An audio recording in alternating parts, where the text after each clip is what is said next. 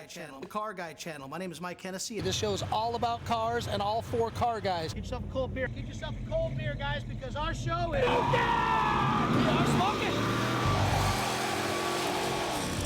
I'm Mike Hennessy, and you're watching the Car Guy channel. I have an auto repair shop. I've been in the business for over 30 years. You name it, we got it, we built it, we've done it, we do it.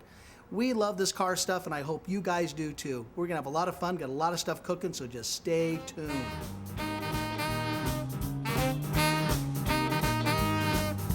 Get out in that kitchen and rattle those pots and pans. Get out in that kitchen and rattle those pots and pans. Well, roll my breakfast, 'cause I'm a hungry man. Welcome to the Car Guy channel. We got a show today that's absolutely, completely different than we've ever done before. I inquired a car collection of over 15 cars. 12 of them are all MGs. Vintage stuff. They're TCs, TDs, TFs, and kind of got MGAs. And we got one special MGA you got to see.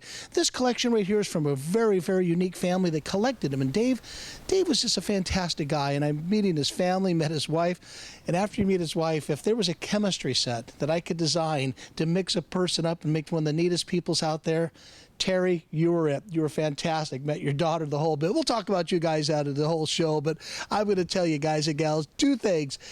Keep that channel on, get yourself a cold one, and enjoy the show. Cars, cars, cars.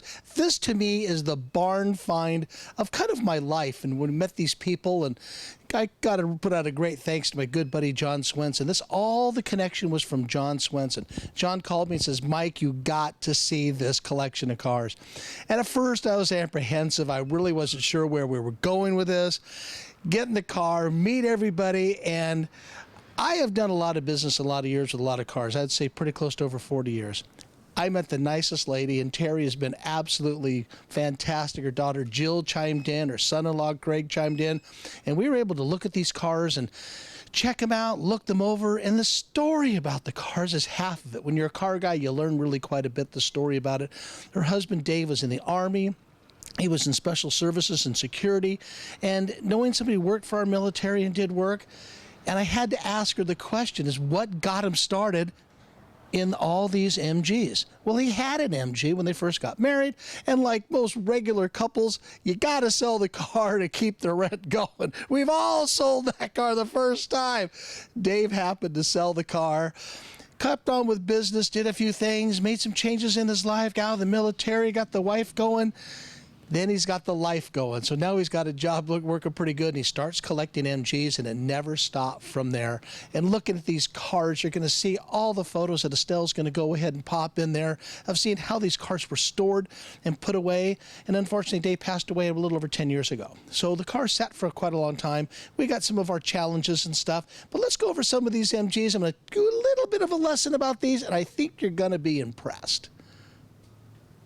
I was talking with Terry one day when we were looking at these cars, and it's kind of neat to get into the guy's head. I didn't know Dave. I met Dave many years ago, I think over at the Palo Alto Concourse when that show was going on, and he was showing probably one of these TDs, TCs, and of course the TFs. And kind of getting in his mind, what was he thinking, you know, the type of cars.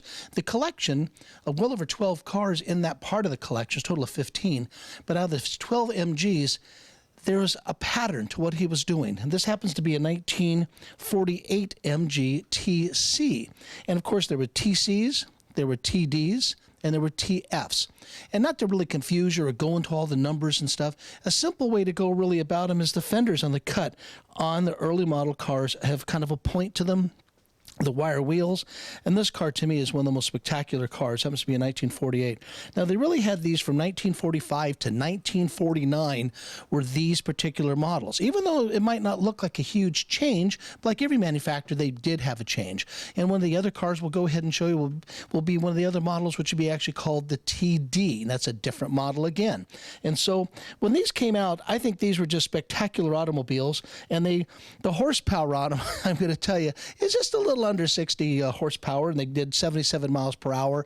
They did the quarter mile 0 to 60 in 22.7 seconds. So, the speed back then for a European car really was, today's standards, it basically not even fit in the mode of most of anything. But collectability and drivability, they see one going down the road. It's one of those cars on the road that just puts a smile on your face. Now, this happens to be the TD model. Now, of course, we got the TC, which is the earlier car. And actually, when they made these TCs from 1945 to 1949, they only built about maybe 10,000 cars. That's really quite a bit of cars for a British automaker, but that's still a lot of cars.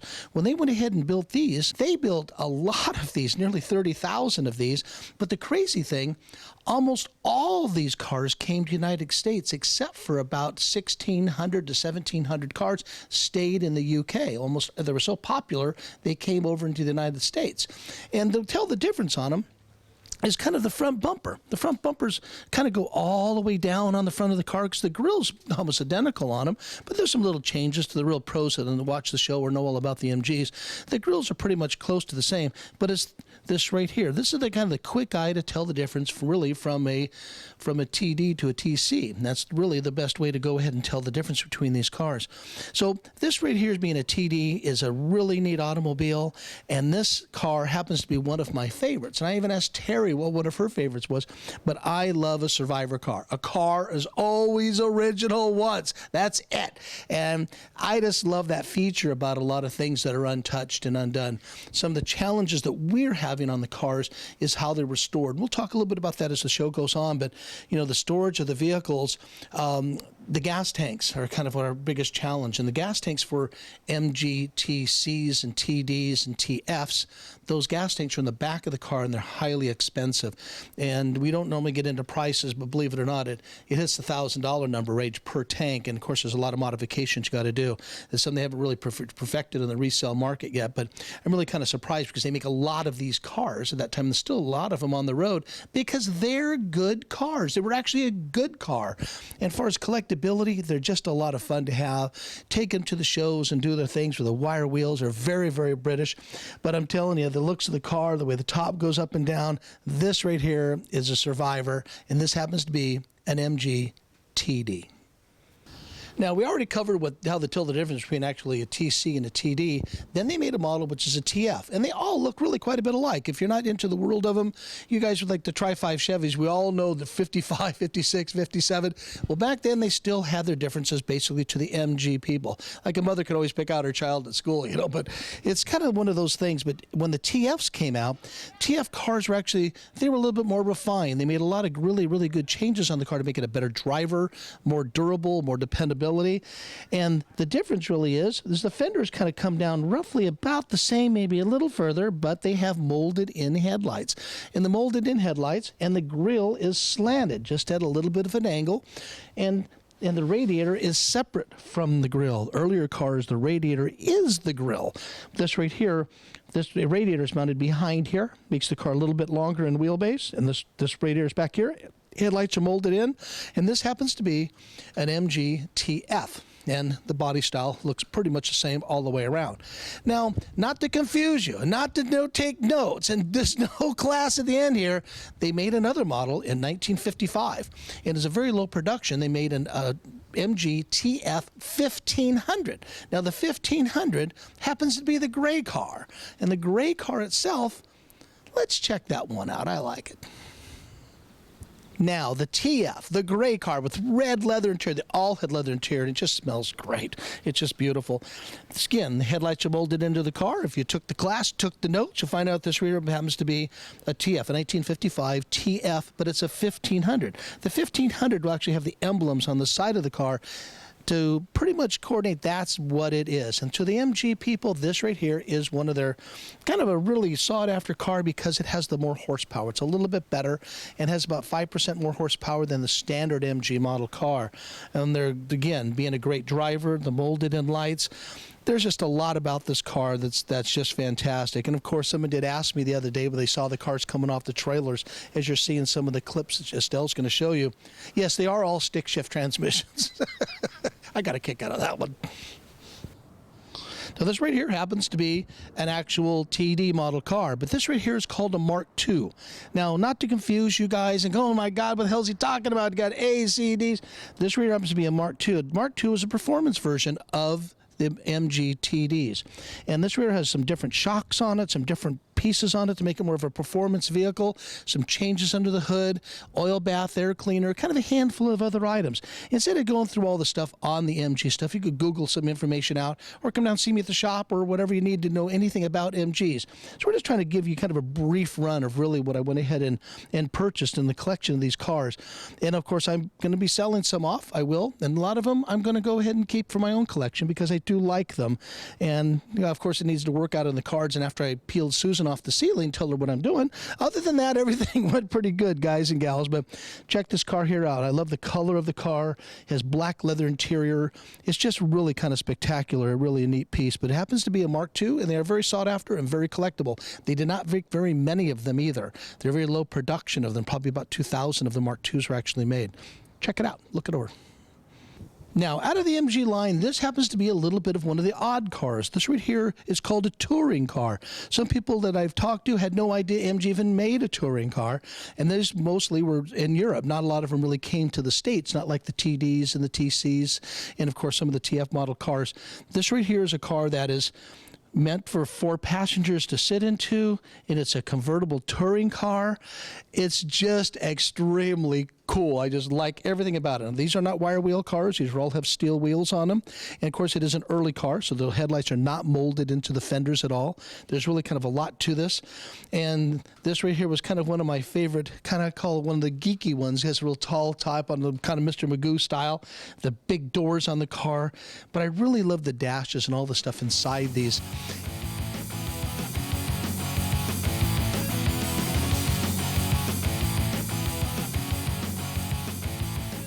What do you got? I got a 72 Chevy pickup. I put a lot of work into. I've been doing body work. I've been doing the motor work. It's running pretty good. And the guy said you got a 64 Chevy?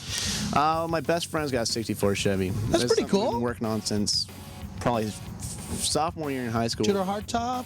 It's a 4-door. And 4-door, I got some 4-door 57 Chevys in my collection 4-door's now. the way to go, really. 4-doors work when you go out. If you trim them out, kind of cool. Hey, one of the shows we did a wagon for a guy. These guys are in kind of like a club. Pontiac station wagon, 4 doors. Because the two-door hardtops, the convertibles, let's face it, they're almost unbuyable. They're getting tough. Well, for the average guy, I mean, that's a lot of dough to start spending and stuff. It's like the Del Rey. Oh, yeah, exactly. Or a bubble top. 409 double top, 409 type stuff. Pretty big stuff. Hey, good.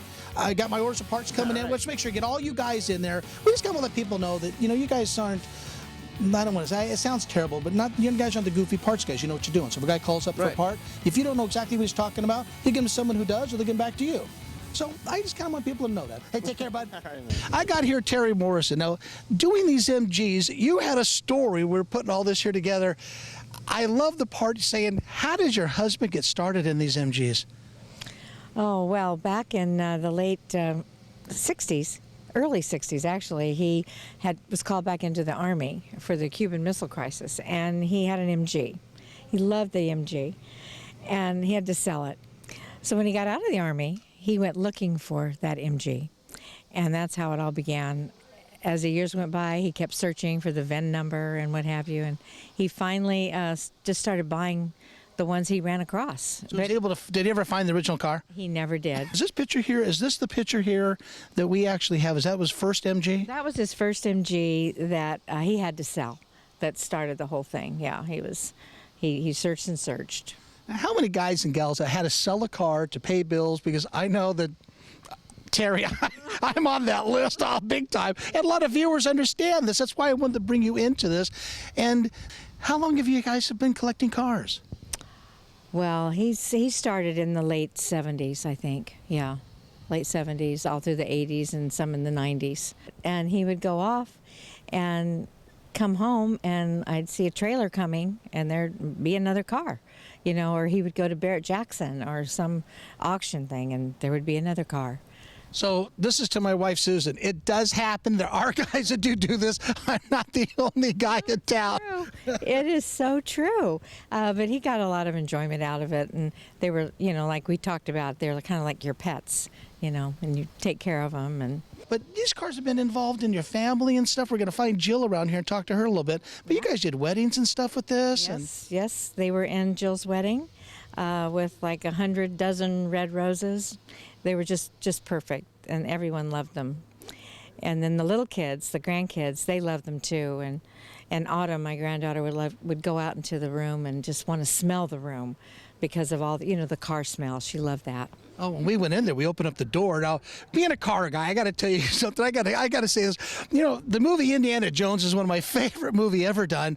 And we opened up that door to the side. It kind of had that feeling of opening up the Holy Grail to a car guy. Yeah. The room was packed with all those little guys. It's been really bittersweet. I'm so happy to have you have the cars and take care of them and get them going back out on the road and get them to the right guy. We got more cars to look at, more stuff to see. We're gonna find Jill because she's all over the place around here. You got to meet her. She's a firecracker. Hang around. We found Jill. Jill, how you doing? Here I am. So we got some pictures we're going to show up. Explain what those pictures are. Well, cars connect people. Cars connect relationship, memories, dream, independence, freedom, and now it's connecting us, right? So What a good way to look at it. the cars have always been a part of our lives with my dad. So they're the kids. Okay, the wedding. Oh yeah, so we thought, since my dad's passion was all these MGs, was to fold them into our family's like memories. And you get married usually once, okay, maybe not just once, but we use those cars to represent that time in our lives, and we filled them with roses and with my friends. And actually we had 200 people here, and they all took pictures by the MGs. So 200 people have themselves in the MGs in their own photo albums across the world. Well, I know. Okay, now I'm gonna step over some boundaries here. Okay. And I know it's okay. I hope it's okay. You were telling me that when you were in your teens and you were dating, this is a great way to hook a guy to come over. Closer. Yeah. So whenever I was a boy, I kind of liked, if he was kind of on the fence, I'd think to myself, if I could just bring him over to show him my dad's car collection, I'd get him.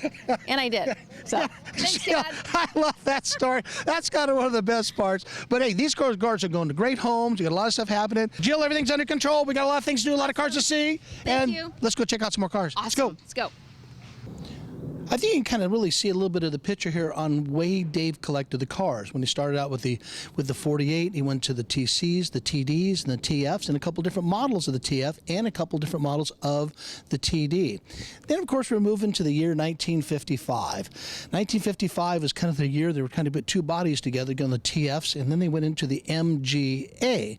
How they got the A involved when it's not really the beginning of the numbers or the letters of how they put it together, but that's what the British did. But they went ahead and put this right here. It's called the MGA.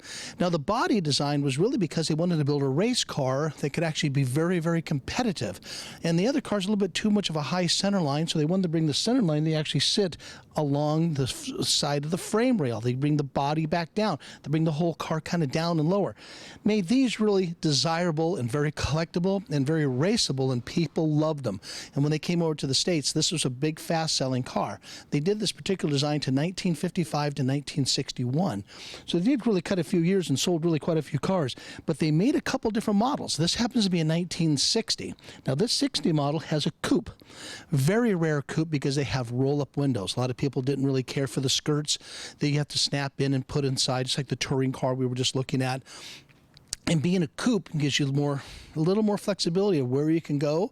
And of course, with the top on it for rain, weather, wind, all the stuff, they go ahead and make this a real drivable car. This happens to be a coupe. Very desirable, and I love this car. Storing these cars, guys and gals, is really the trick to doing this stuff. These cars should have been really more on blocks so the air and the tires could be let out, and the tires would pretty much just sit on the rims. You don't need air on them. That's why they say put the car on blocks.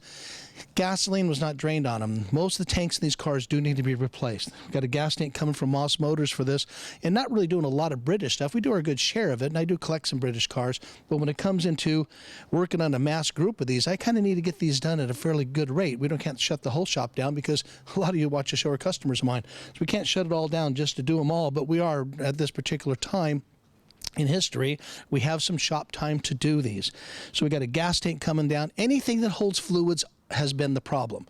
Brakes. These right here are hydraulic brakes in these cars, so some of the lines are just toast. Wheel cylinders, real calipers have a real serious problem. And these right here, when these had disc brakes on these cars, this right here had Lockheed disc brakes. And we're going to talk about another MGA in a few minutes that does not have Lockheed disc brakes because it's more of a special car. But the standard base car, but they had hydraulic clutches.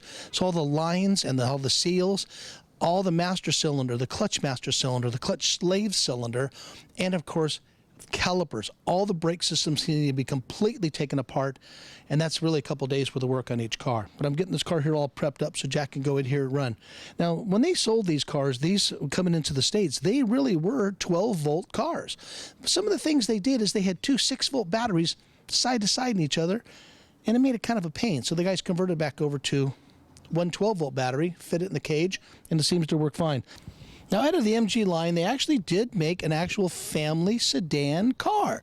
A lot of people really not even aware of it. This particular breed of car is actually called a Magnette. And the MG Magnette was real popular in Europe, and coming over to the States, they weren't really a big killer in the United States for a sedan car. But I just think they're really kind of neat, and Dave did have this in his collection. Like I was saying, it was pretty much fulfilling a lot of what the MG automotive line was really all about. When you kind of think about how he was thinking, he had to have a Magnette. This right here is one of those things that out of all the MGs and the whole complete deal, when you watch the Indiana Jones movie and you know how they picked out the Holy Grail, there was the one that had all the diamonds and glitters and gems on it. Then they had the kind of the simple Grail that really was the Holy Grail. This right here, to me, happens to be the Holy Grail. In the MG world, to help anybody get an idea exactly what I'm talking about, an MG, this happens to be a 1960 twin cam MGA. Twin cams are very rare. They made just barely 2,000 of them back in 1960.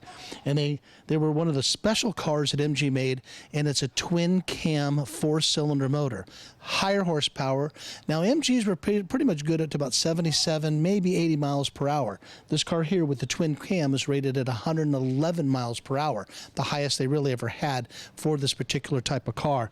They are just rare and spectacular, and there's so many different pieces about a car being an MGA twin cam. They have real solid steel knockoff wheels. The brakes in this car they're not the Lockheed brake system. They're a Dunlop system brake system on the car, and the hydraulic clutch and the hydraulic master cylinder are completely different than the standard MG. There was a lot of things that were versed just to an MG twin cam. And the car itself, these are extremely rare, and to give you a good idea, it's like the Corvette world that has the 427 with the tri-power on it, the 435 horse, or it's the Corvette that's fuel injected, or it's the T-Bird that actually has a supercharger, the T-Bird with the 2.4s, and the list goes on of the special breed of the special breed. That's what this car here is. Again, I say this all the time, it's only original once. We're spending a lot of time to make sure that all the parts are rebuilt that are on there, and we're taking a lot of pride into making this car here just the way it was sitting when it was running nice. Started the motor up. We did an auxiliary gas tank on it. We have new gas tank coming in because the gas tank was totally rotted on the car. We'll show you a clip of that. And we got everything taken care of. The motor ran absolutely beautifully, but it's all the hydraulics and all the oils we're doing. This right here, it doesn't look like much sitting here, but if you ever look up an MG twin cam, this is what it is. I'm tired of saying which one's my favorite. I almost kind of laugh. My wife Susan, our director Estelle, says, Mike, every single one of them seems to be your favorite. I just love black with red leather interior. I'm just a lay down for it. I love that. And we left the hood open here to show you pretty much the authenticity of this car. This is a real black with red interior. None of these cars are repaints. None of these cars have been, the restoration cars are different, but these right here are a survivor. This right here is the way it is. Low mile car, and it's just beautiful under the hood. And this is the way they were sold. Basically, British motor cars down here in San Jose, California. This is how they were sold. Love this car. There's not a scratch in it. It's just beautiful. And this right here is an early model. This is an MG. This is one of the MGBs, chrome bumper car, 1967. And they're very desirable, and they're fantastic. The tops come off, and they just look really cool. Wire wheels. What a driver they are. I don't fit in this car pretty well, so it probably wouldn't be one that I'd be driving around. But it's just really neat, and I'm just really pleased with the whole car. When I say favorites, it's one of my favorite looking cars of the MGs that actually have the chrome bumpers, and I think that really works for me. Check it out. So out of the MGB line, Dave was a connoisseur. Dave really liked the special of the specials. I really felt that he liked this car because it was black with red leather interior. This happens to be an MGC. This car here, why it's a C, it's a coupe car, and what makes this car extremely rare, it's a 6-cylinder. MG really never made a 6-cylinder, but Austin did. So Austin went ahead and they bought the motors from them. This happens to be a 6-cylinder car, and that really is a big deal. This car, the thing is, this car here has smog, but they have no choice because that's coming to the United States. That's what you had to have in the cars in the late 60s. Cars had smog devices on them. But being a 6-cylinder motor in this car makes it extremely desirable. We haven't touched this yet, but you're kind of seeing really about some of the cars we're actually putting together, getting them ready. So I said by keeping it real, that's pretty much what we're doing. These cars had flat tires, lock brakes. You'll see some of the pictures of us dragging them in and out of the facility by not trying to not wreck the floor, but we did our very best to take care of everything good as we can. But this happens to be an MGC, very, very cool car, and these are neat. Love a 6-cylinder, love more power. Horsepower's where it's at. Here's one of the cars. It's I call kind of a little bit of a sleeper. This is one that comes into the years that you cannot have chrome bumper cars. This car right here comes into the 80s and has rubber bumpers on it. The chrome striping on the side, which I think is still a great touch for MG. But you're going to see the interior in this car is absolutely beautiful. There's no scratches, no dings, no dents on it. And this happens to be an MGB. This is an MGB car, and they had a headrest in them. Not all of them had that, and so this car here happens to have them. And it just kind of some neat features of them, what they had to do to bring the cars into the States. This car happens to have smog. Sometimes it keeps the desirability a little less than they would be on the black car with the red interior, but it has smog, but it's still a nice driver, and they're still desirable to a lot of people on them, and they're very, very functional. And these right here, we really considered a dependable car to use and drive. People have been using them for years. We had a customer that has one for 155,000 miles. I'm just telling you, it's neat with the wire wheels. You take special tools to take these here off, and these happen to be a good amount. You pretty saw almost all the MGs that we got out of there. I think it was pretty cool. What an adventure this has been. We covered a lot of stuff. I hope you guys and gals learned something about storing some cars. Drain that gas. Get those tires blocked up in the air. If you're going to set a car for a pretty good length of time, that's what you kind of need to do to protect your investment and keep your cars. These sat for a little over 10 years. Probably was a real big challenge for us to go ahead and deal with that. There wasn't one battery that was salvageable, but batteries are buyable. We could go ahead and get those done. But there's just so much to be done out there. I want to thank the Morrison family really for working together with this, and I hope they really enjoy the show. This show here is absolutely dedicated to the Morrison family in honor of Dave Morrison. And I don't do that too often. If anybody watches the show, they would know that. I think enough of them to bother to say that and do it. After meeting them, they're just real people, and it's just kind of neat to be able to be part of that. This show's done on the history of all these cars that we can do. Cards and letters, please send them in. And Terry and Jill, and I know there's another member of the family I didn't meet, and Greg. God bless you all. And John Swenson did the connection. Thanks again, Johnny. Catch you guys next time around. Be good. God bless. Here's my tow team. How you guys doing today? Pretty good so far. Hey, I'm enjoying to do this job for you, bro. I like it. I enjoy it. I never do this before, and I'm very happy to do it. Well, I have you on the air for two reasons. Thank you for taking care of my new car collection. You're welcome. Anytime, anytime. And I got all my team over here too. Like, we're ready anytime. These guys work for me all year round. They do great stuff. They met Terry, they met Jill, and the nicest people, aren't they? Yeah, very nice people. Very good. Hey, we get back to work. Get my cars over at the shop there, buddy. Right. Got a lot of things to do. These guys got to get to work. Let's get upstairs.